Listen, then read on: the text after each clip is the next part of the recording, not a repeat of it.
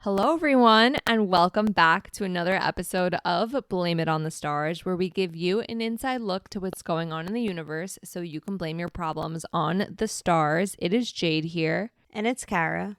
And this week, we'll be talking all about Mercury entering Sagittarius, as well as the upcoming new moon in Scorpio. But in case you missed it, last week, we talked all about Venus in Libra, which does also happen this week. But since it's a fan favorite transit, we talked about it early. If you want to know more about that, then definitely listen to last week's episode before diving into this one. And just to give you a heads up, next week we have the next episode in our planetary return series.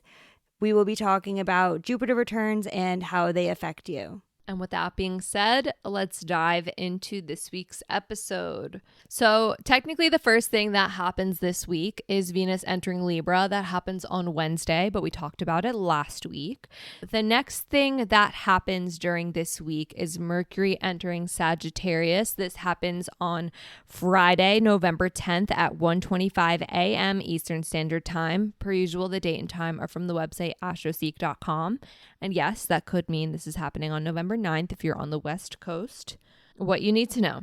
Sagittarius is known for its broad perspective and love for exploration. So when Mercury, the planet of communication, is in Sagittarius, it encourages us to think a lot more expansively. Think big picture. You might find that you're drawn to new ideas, new philosophies, and just overall new ways of thinking. It's definitely a great time for learning, travel, exploring different cultures. Sagittarius is also known for optimism and enthusiasm. So during this time, you might find that you're more willing to take risks and embrace opportunities. How this affects you is your communication is going to be more straightforward and honest during this time. You're more likely to express your opinions and beliefs in a very direct way, which can come across as blunt. So keep that in mind if you are having any serious conversations. Sagittarius energy is also known for its love of learning. So if you've been thinking about learning something new, starting a class, whether that is in the traditional sense, like going back to school, or if you are interested in some online courses, this is a really good time to expand your mind and learn something new.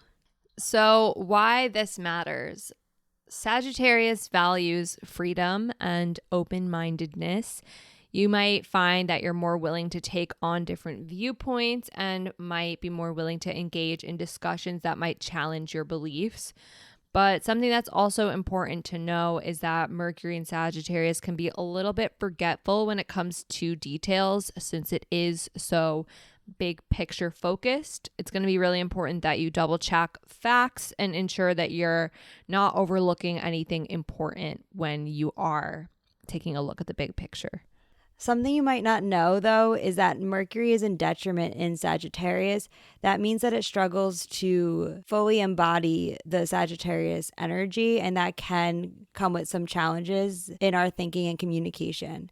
When a sign is in detriment in astrology, that means that it's in the opposite sign to the sign that it rules. So because Mercury rules Gemini when it's in Sagittarius, which is the opposite of Gemini, it is said to be in detriment. So just keep that in mind because it can bring some challenges when it comes to the way that you express yourself and communicate with others. Also, this will tie into the upcoming retrograde, which we will give you more details about later in this episode. Certain signs will be affected more than others. That's going to be Sagittarius, Gemini, Virgo, and Pisces. This is for all personal placements, so Sun, Moon, Rising, Mercury, Venus, and or Mars. Now, as Kara just mentioned, there is an upcoming Mercury retrograde that we're going to tell you a little bit about in just a moment. But first, there are some other key dates you're going to want to pay attention to while Mercury is in Sagittarius. The first one is November 25th. Mercury will be sextile Venus. So when Mercury, the planet of communication, and Venus, the planet of relationships, are working together in harmony. You might find that conversations are flowing a little bit easier. You might find that on this day, it's easier to express your feelings and thoughts in a way that's just generally well received in both personal and professional relationships. So definitely a day to look out for. And then on November 27th, Mercury will be square Neptune. Squares are a more challenging aspect, so you can expect there to be some confusion and misunderstanding happening on this day. In particular, Neptune does blur boundaries and it can cloud your thinking. So you might find that it's a little bit more difficult to express yourself clearly or to understand what other people are trying to communicate. However, Neptune is a very spiritual energy, so you can find that you're leaning into your intuition during this time, or that you're more drawn to meditate, write in your dream journal, or engage in other spiritual practices on this day. So now for the upcoming Mercury retrograde. This is a little bit tricky because technically this retrograde starts when Mercury is in Capricorn and will retrograde into Sagittarius. So it's a little interesting. We'll explain more about the retrograde in its own episode in the future. But for now, we figured you want to have these dates so you can plan ahead and know what's to come. So with that being said, here is the whole schedule of Mercury retrograde, including when the signs change and whatnot. So first is obviously November 10th at 1:25 a.m. Eastern. Mercury enters Sagittarius. That's the first thing you need to know. That's what we just talked about. On November 25th at 7:40 a.m. Eastern Standard Time, that's when the Mercury retrograde pre-shadow will begin in Sagittarius. And then Mercury enters Capricorn on December 1st at 9:32 a.m. Eastern Standard Time. But then 13 days later, on December 13th at 2:09 a.m. Eastern Standard Time, that is when Mercury retrograde will officially begin in the sign of Capricorn.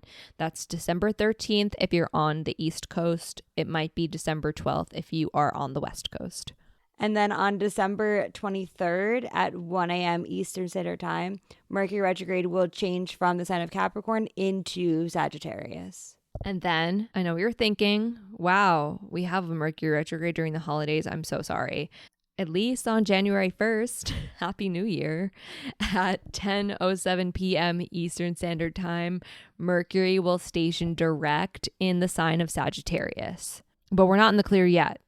Mercury will re-enter the sign of Capricorn on January 13th at 9:50 p.m. Eastern Standard Time. And then the post shadow of Mercury retrograde will officially be over on January 20th at 11:04 p.m. Eastern Standard Time. And that is the whole breakdown of Mercury retrograde, when it happens, when the signs shift over. So as we always say, you want to pay attention to what comes up when Mercury's in Sagittarius, because you'll revisit those themes. And that will also be true for Mercury in Capricorn. Complicated, but you got it. Now, the next thing that does happen, though, more sooner than that, is the new moon in Scorpio. This does happen technically on Monday, November 13th at 4:27 a.m. Eastern Standard Time. But we are telling you about it now because next week's episode will come out after this new moon has already happened. So what you need to know, since Scorpio is known for its intense and deep emotions, the new moon in Scorpio can bring to the surface some of these emotions that maybe haven't been explored before. It's a time for introspection and self-discovery, since Scorpio is the sign of transformation. It always marks as a opportunity for new beginnings, but since it is more transformational, there might be some elements of letting go, despite the fact that this is a new moon. Letting go so something new can blossom. How this affects you is you're going to set new intentions for this new moon because new moons represent new beginnings. The intentions that you're going to set during this new moon will revolve around Scorpio themes.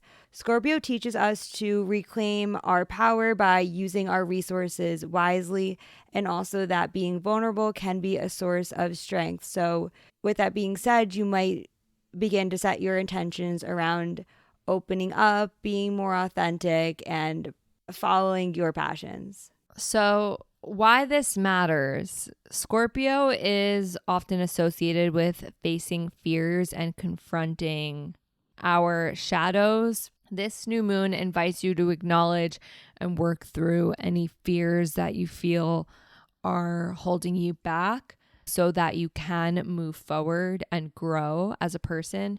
Trust is also a significant theme with Scorpio. So this new moon might highlight issues where you're seeking to have more trust in life. This could also mean learning to trust yourself more fully if that's something you feel you're struggling with. Something you might not know is that the moon is not very comfortable in the sign of Scorpio. The moon is in fallen Scorpio, so as you are going through this deep transformation, it can feel a little bit challenging at times. However, it is going to help you accept yourself more fully and get to know your inner self better.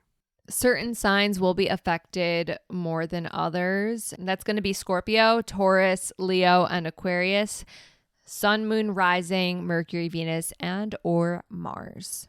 Now, there are certain aspects to this new moon that make this a little bit more interesting. The first is that the new moon is conjunct Mars. Since Mars is the planet of action, motivation, and the ability to assert oneself when it's conjunct the new moon, it really does add this strong desire for taking initiative and pursuing new goals like fully to the max. There's definitely a heightened sense of passion and drive with this new moon. So if you are feeling a lot more passionate about your goals or more willing to put in the effort needed to achieve them, you can fully blame that on the fact that this new moon is conjunct Mars. Also, the sun and moon will be opposite Uranus. Uranus is known for being very unpredictable, and when it's opposite the new moon, it can indicate that there could be some unexpected events or surprises. So keep that in mind as you are making plans and setting out on new endeavors, that being flexible and adaptable will be really important to help you navigate the changes that are coming up. And lastly, the sun and moon are trine Neptune. Since Neptune is associated with intuition and spirituality, the new moon trine Neptune can really enhance any intuitive abilities you might have and overall help you feel a little bit more attuned to the subtle little energies that we experience every day. Since Neptune is a very mystical energy, you might find that you're having more vivid dreams. Overall, you might be feeling a little bit more connected to your spiritual side. And that is pretty much it for this week's episode. But if you want to know more about how any of these upcoming things affect you on a more personal level, then we strongly suggest you book a reading. And the link to book a reading will be in the description. And if you've never booked a reading with us before, then you can use the code STARS, all caps STARS, for $20 off your first reading. And just a reminder, next week we'll be continuing the planetary return series, talking all about Jupiter returns, which is, in my biased opinion, one of the more exciting planetary returns. So if you want to know more about that, then stick around for next week's episode. But until then, if you want to stay in the loop with us, we are on Instagram and YouTube at BLME The Stars. That is all for now, and we'll see you all next Monday. Bye.